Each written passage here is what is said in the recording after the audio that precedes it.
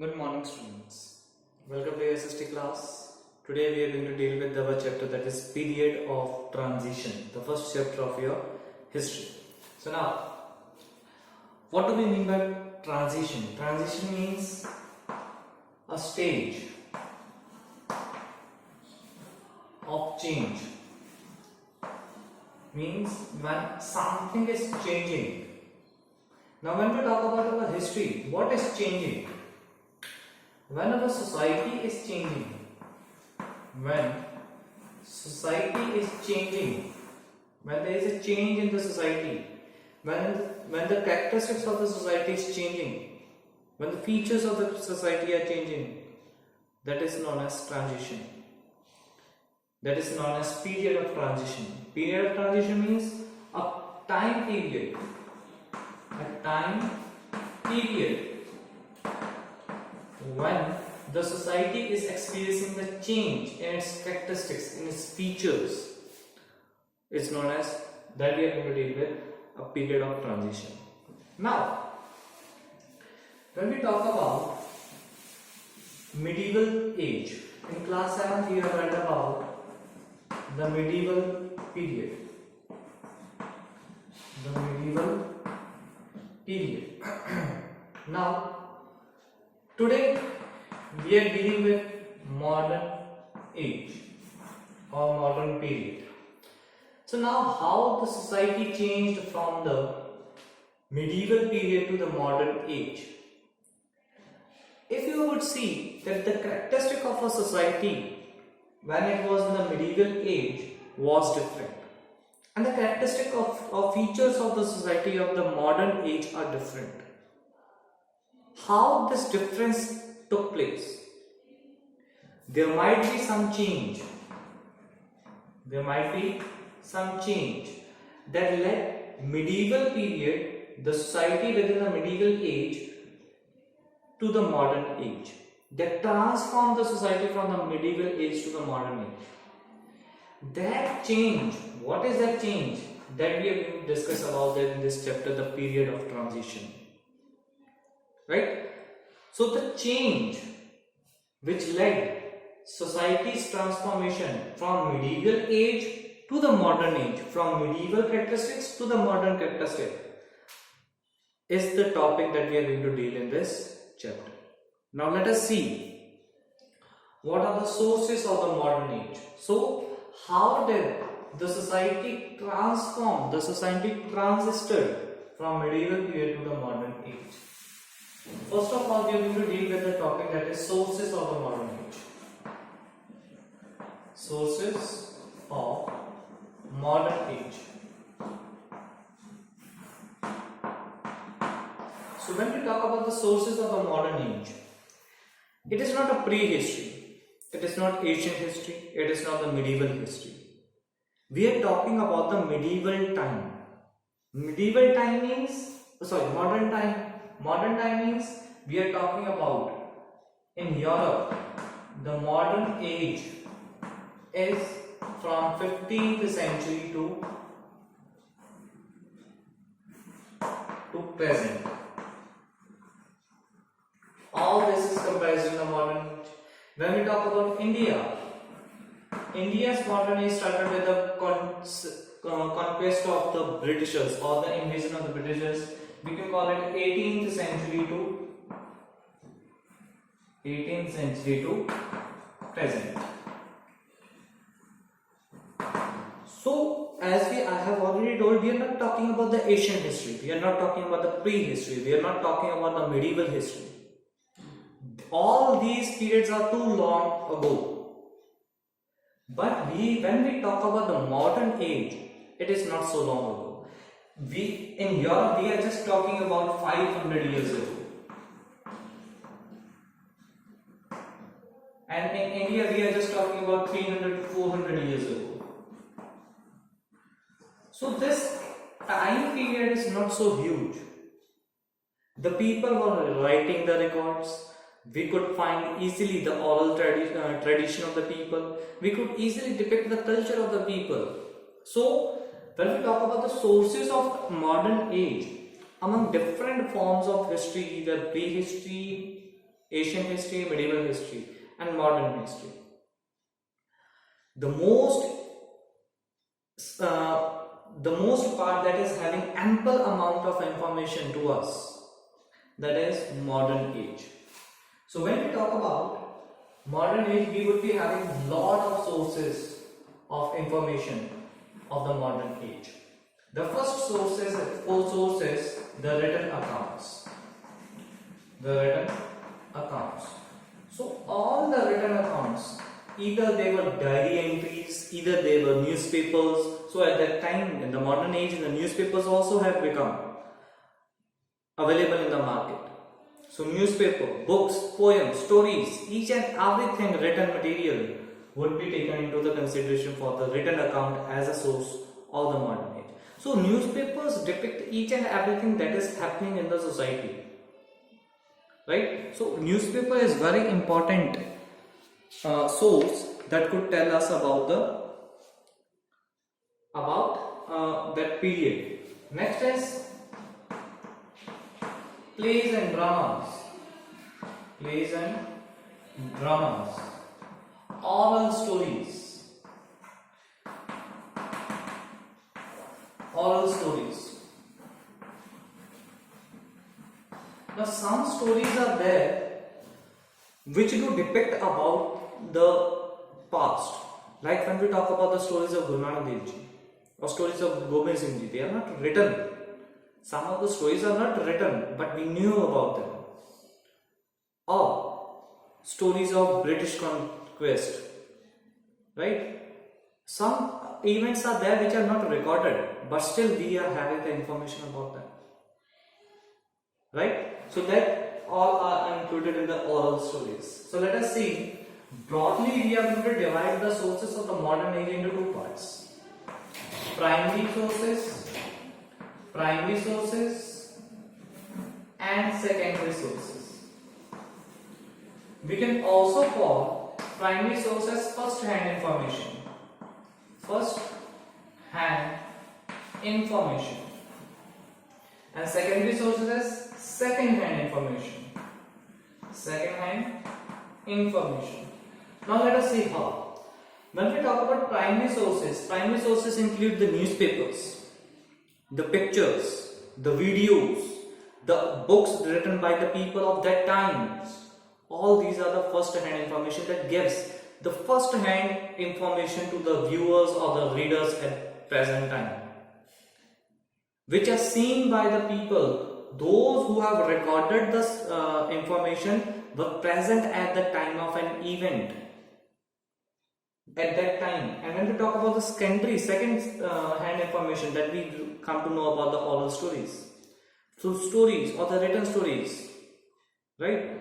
So when the information is given to us by the person who has witnessed an event, would be first-hand information of the primary information, and the secondary information would be the person who had not witnessed the information, but the information has been traveled through, would be termed under the secondary information. Next topic that we are going to move about is the characteristics of the modern age. So when we talk about let me recall it, when we talk about the sources of information, newspapers, books written by the authors at the at that particular time, autobiographies, biographies, poems, stories, magazines, pictures, videos, all are the primary source of information. But manipulated stories, oral stories are all the second-hand information to us, right? Okay. Like books made up of, now whatever the history you are studying, includes, your books include primary information as well as secondary information. Your books are secondary information, but the pictures or the statements that has been written in the inverted commas are the primary information, right? So now characteristics of the modern age.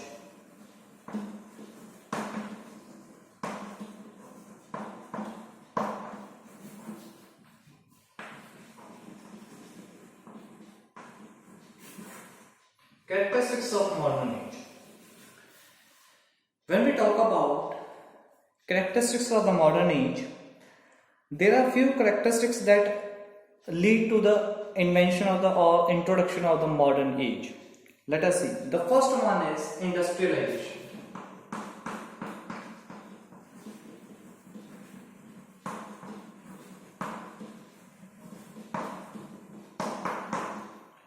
Industrialization. Now, what is industrialization? The medieval age was not having enough industries. But they were in bits and pieces. So, when the Europe was at the end of the medieval age and at the initial stages of the modern age, it was passing through a change. What change? The change was that there were a speedily increase in number of industries in Europe. When there is increase in number of industries in a very less time, in a short period of time, number of industries increases in a particular area, that is known as industrialization.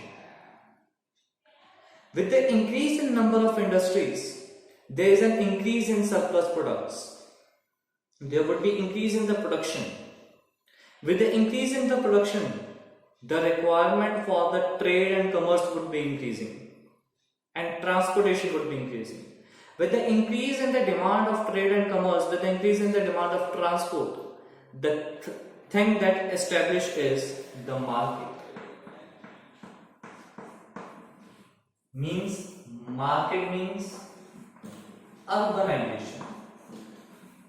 Although urbanization and industrialization work hand in hand, a place which is experiencing urbanization would also experience industrialization, and a place where industrialization has taken place would also experience urbanization. Means they work hand in hand.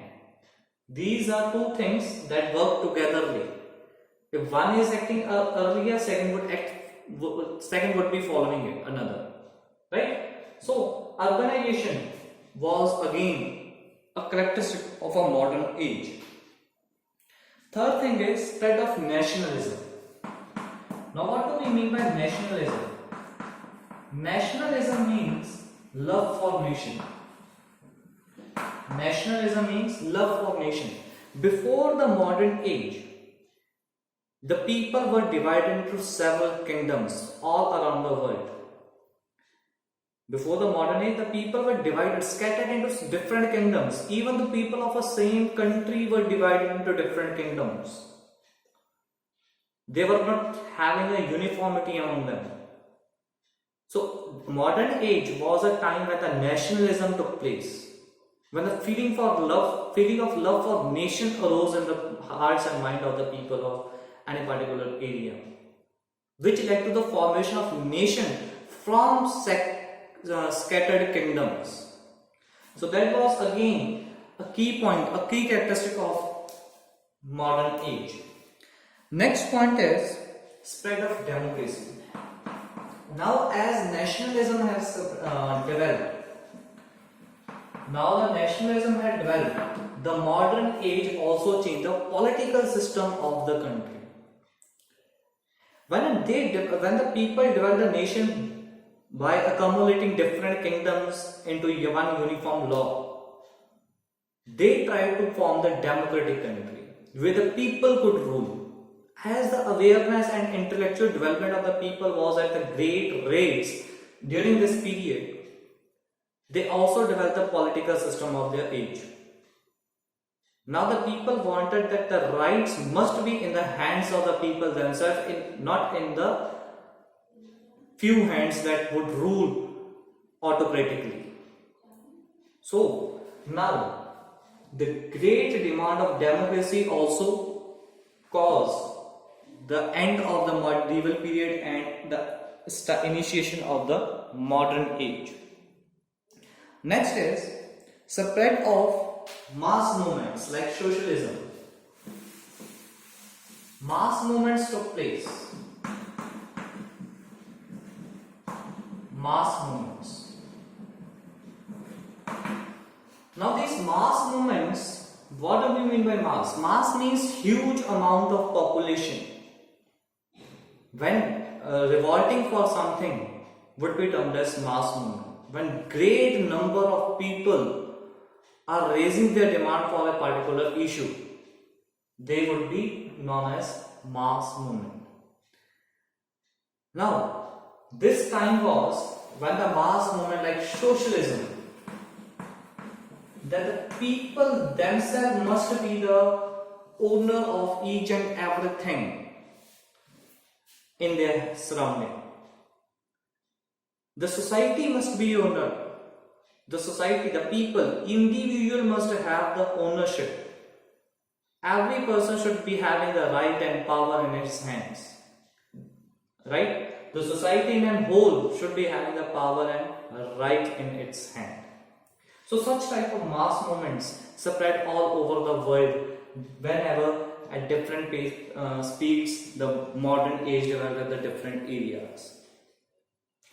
The most important point here is the characteristic of modern age is identified with scientific and technological developments.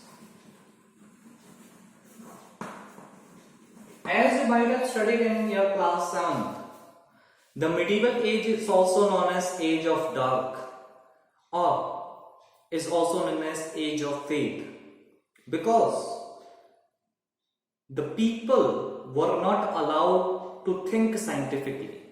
The people were not allowed to think scientifically. They were not their scientific developments, their scientific encouragement was discouraged by the church. They were not allowed to do the scientific development. If they used to do, they were not you can call it they were not admired.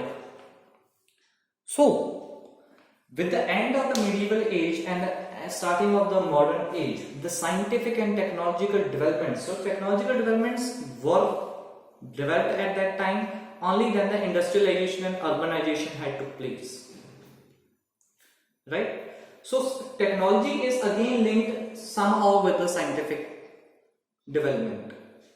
So scientific and technological development were the great key characteristics that led to the formation of the modern age with the end of the medieval age. So all these were the characteristics of the modern age. Now we are going to discuss about the movements and the events that gave rise to the modern age.